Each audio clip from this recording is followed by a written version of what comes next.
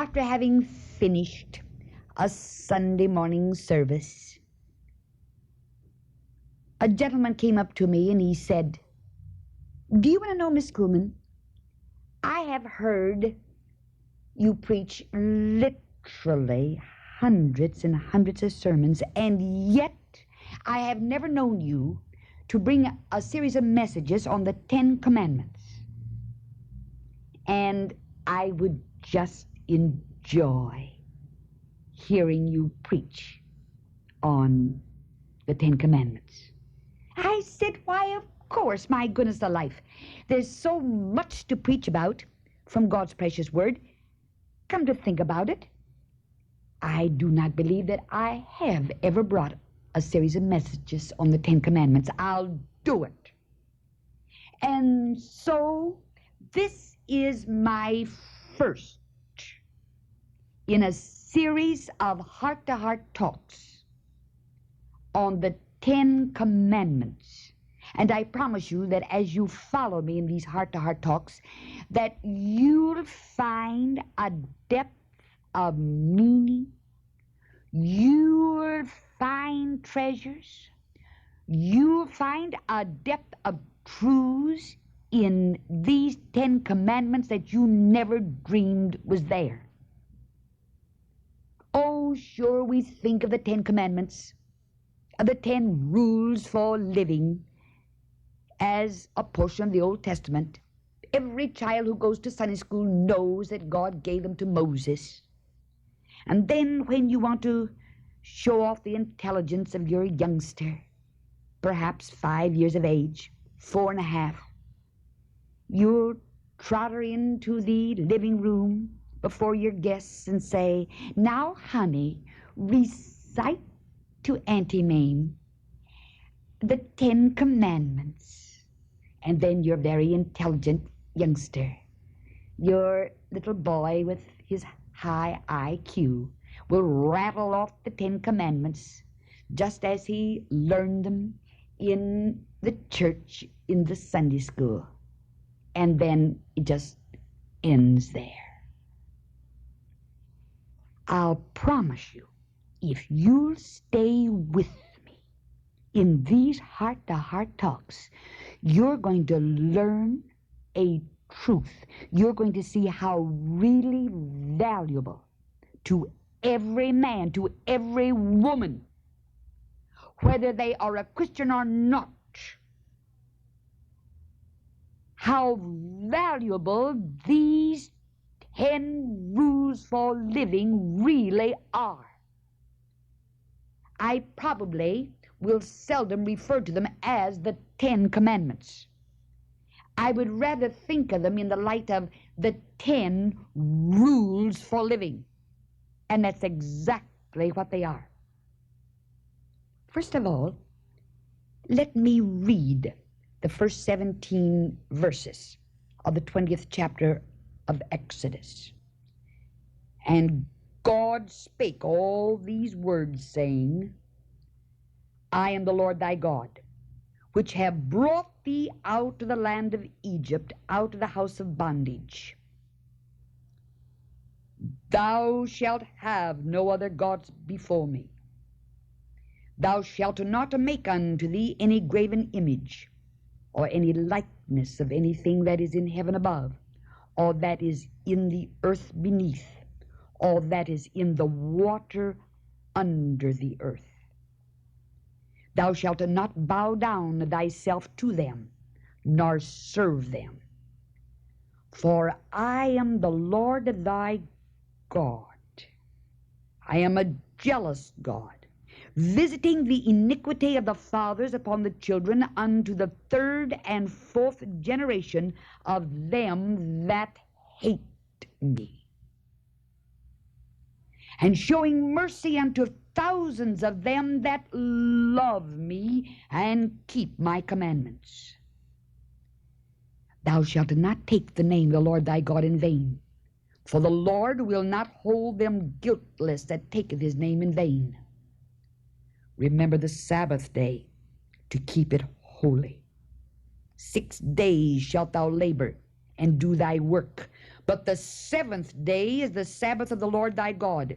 In it thou shalt not do any work, thou, nor thy son, nor thy daughter, thy manservant, nor thy maidservant, nor thy cattle, nor thy stranger that is within thy gates. For in 6 days the Lord made heaven and earth, the sea, and all that in them is, and rested the seventh day. Wherefore the Lord blessed the Sabbath day and hallowed it. Honor thy father and thy mother, that thy days may be long upon the land which the Lord thy God giveth thee. Thou shalt not kill. Thou shalt not commit adultery. Thou shalt not steal. Thou shalt not bear false witness against thy neighbor. Thou shalt not covet thy neighbor's house. Thou shalt not covet thy neighbor's wife, nor his manservant, nor his maidservant, nor his ox, nor his ass, nor anything that is thy neighbor's. Thus reads a portion of the 20th chapter of Exodus. And the one who spoke was the mighty God of the universe. And before he gave those 10 rules for living, he made his own acclamation. I am the Lord thy God. I am God. I am God Almighty. The one who is speaking, the one who is giving these 10 rules for living, is the one who has all power in heaven and earth. The power to give life, the power to take life, the power to bless, the power to withhold the blessing. I am the Lord thy God. And then he continues to speak. We dare not take even this portion of the Word of God out of its continuity, out of its setting. Therefore, let us go back and see just exactly what was happening prior to the giving of these 10 rules for living. Shortly after Moses had led the children of Israel away from the bondage of Egypt on their journey to the promised land, God called Moses up on Mount Sinai. And he must have said something like this to him. Oh, I have visualized it 1,000 times. This must have been, in essence, what God said to Moses in his heart-to-heart talk with him. Now, Moses, your people are headed toward prosperity. The land that I have promised to them is rich and productive and will supply not only their needs, but much more. Oh, Moses, even you do not understand the prosperity that is just ahead. Not even you understand the blessing with which I am going to bless you and your people. It's far beyond your comprehension. That's the reason, Moses, I'm bringing you up here, and you and I are having this heart-to-heart talk together. This is why I'm going to have to give you these rules for living. The land that I have promised will supply more than your needs, much, much more. In fact, the land flows with milk and honey. Oh, wasn't that a description? When God says that a thing flows with milk and honey, that's something. But God continued this conversation with Moses. He said, but look here, Moses. You've got to go down there and tell your people that they cannot, it's absolutely impossible for them to be happy and successful merely by the possession of things. Oh, to me, that's wonderful. Remember, human nature hasn't changed one iota. Those people back there in Moses' day were just as human as the people in our generation. Just as human as you are. Human nature has always been the same. And the first thing that God had to make Moses understand and tell Moses to make his people understand was the thing that is important to you and to me today. The fact that things, material things, things of this earth, the things we accumulate, material things, will not make a man happy. If only I could get women to see that.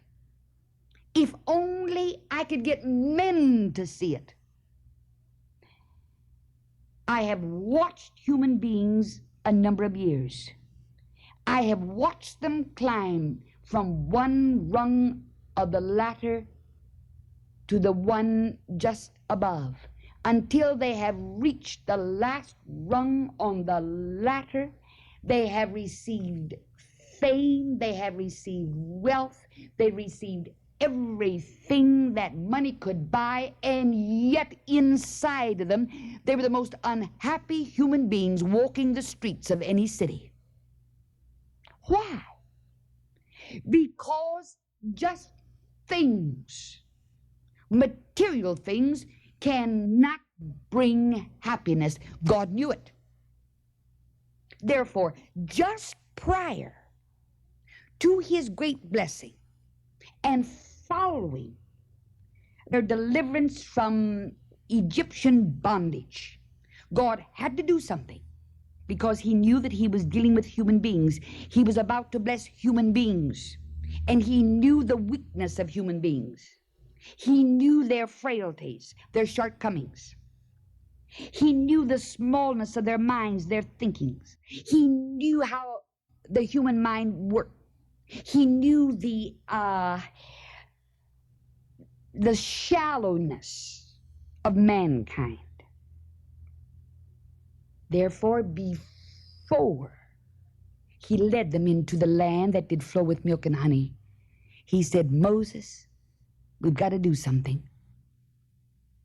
We've got to show your people that things, material things, will never make them happy. The possession of things will never bring real happiness. The way they live is more important than what they have. And it's true today. The way we live, the way you live in your home, your attitude toward your wife, your attitude toward your husband, your attitude in the home, your attitude toward the children's attitude and respect for you. You might be blessed with material things, and yet, even though you have to make every penny count, even though the furnishings of the home may be very mediocre, it's the spirit of the home. It's not just a house. As you enter into your home, there's a warmth. You feel the happiness because you see it's individuals that make a house a home. It's the spirit. No, beloved.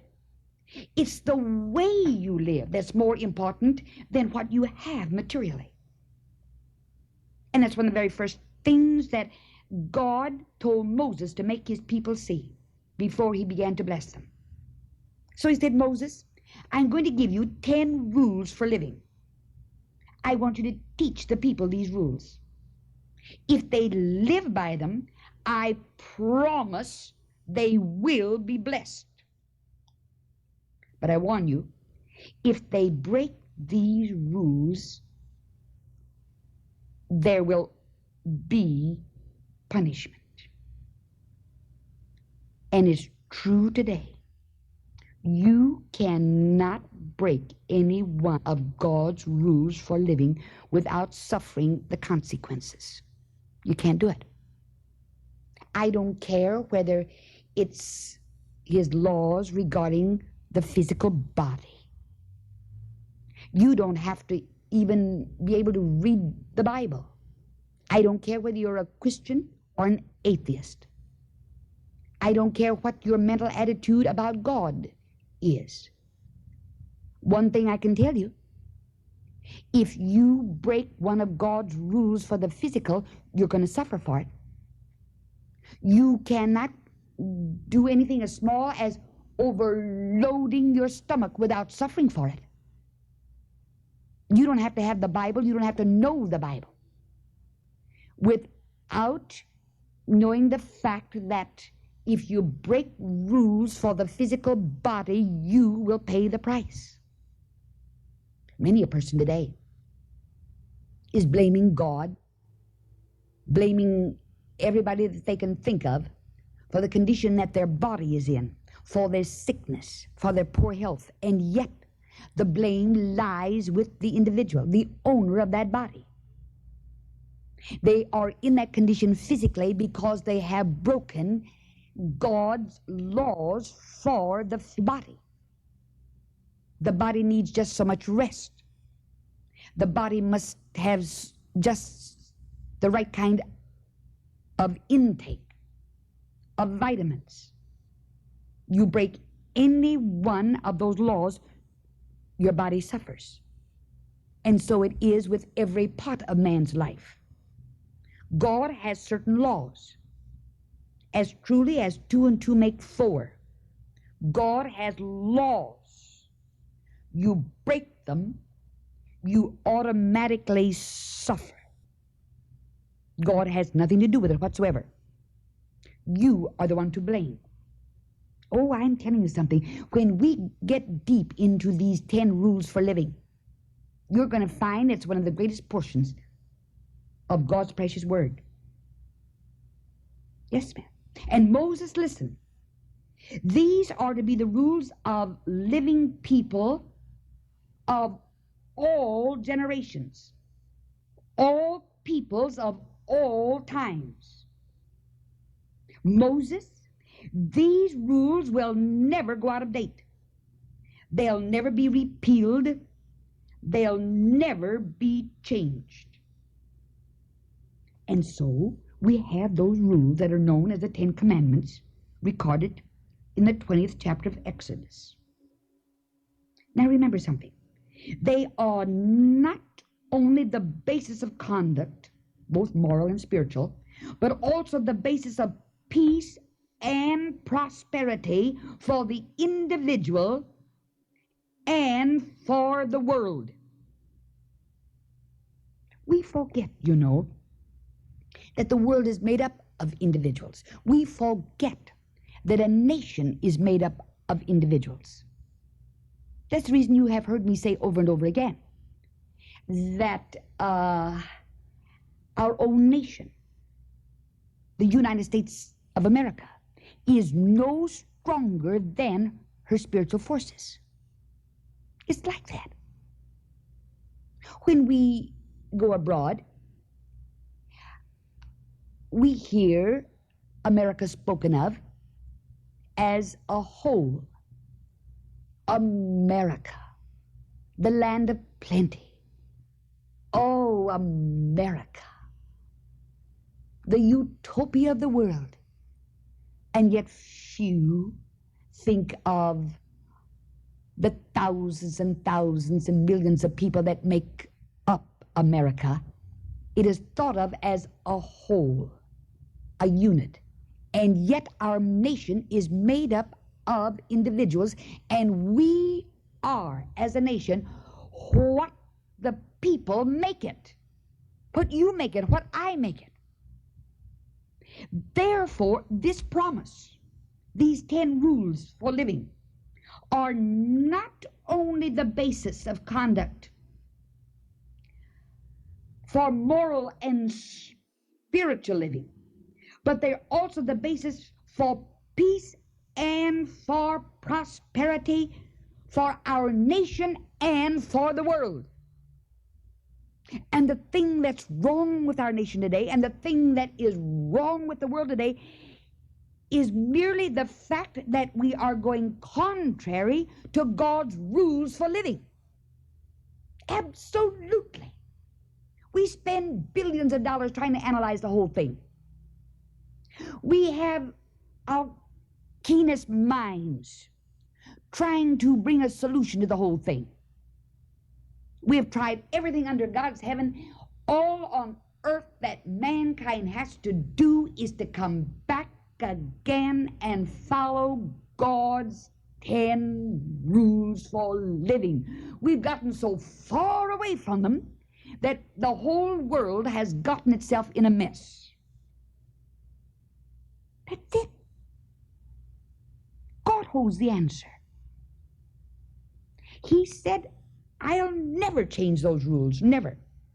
They'll never go out of date. They'll never be repealed. Those same 10 rules that God gave Moses are just as sure today as they were then. And as surely as an individual breaks these rules, he will be punished. As surely as a family in their living break the rules, there's a penalty. As surely as a nation breaks these rules and lives contrary to these rules, the mighty God of the universe is there.